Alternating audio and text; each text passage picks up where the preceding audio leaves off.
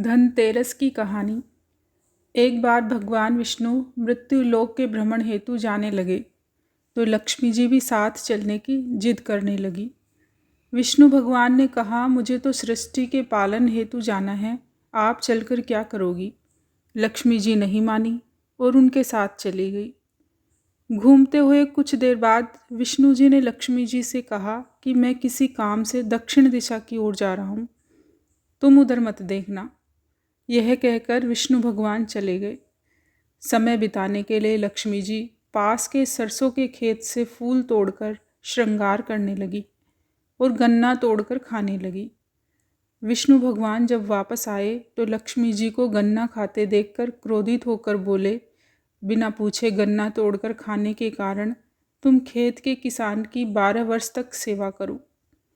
ऐसा कहकर भगवान क्षीर सागर में विश्राम करने चले गए। इधर लक्ष्मी जी ने किसान के घर जाकर उनका घर धन धान्य से संपन्न कर दिया। 12 वर्ष के बाद विष्णु भगवान लक्ष्मी जी को लेने आए। लक्ष्मी जी उनके साथ वापस जाने लगी तो किसान ने रोक लिया। तब भगवान ने किसान को कुछ कोड़ियाँ देकर कहा, तुम परिवार सहित गंगा में जाकर स्नान करो और इन कोड़ियों को जल में छोड़ देना। जब तक तुम लौट कर नहीं आओगे हम तुम्हारा यहीं इंतज़ार करेंगे। किसान मान गया। किसान गंगा स्नान के लिए चला गया।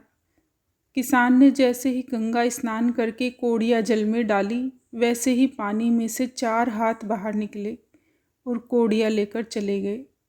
किसान ने आश्चर्य से देखा और गंगा जी से पूछा, ये 4 भुजाएं किसकी थी। तो गंगा जी बोली, हे किसान, वे चारों हाथ मेरे ही थे। तूने जो कोड़ियाँ भेंट की वह तुझे किसने दी।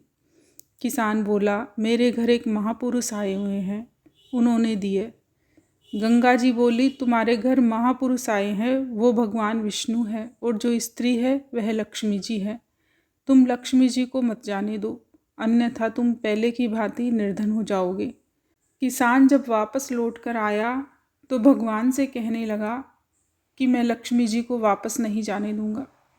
तब भगवान ने समझाया कि बिना पूछे गन्ना खाने के कारण गुस्से में मैंने इन्हें श्राप दिया था, इस वजह से इन्हें तुम्हारे साथ रहना पड़ा।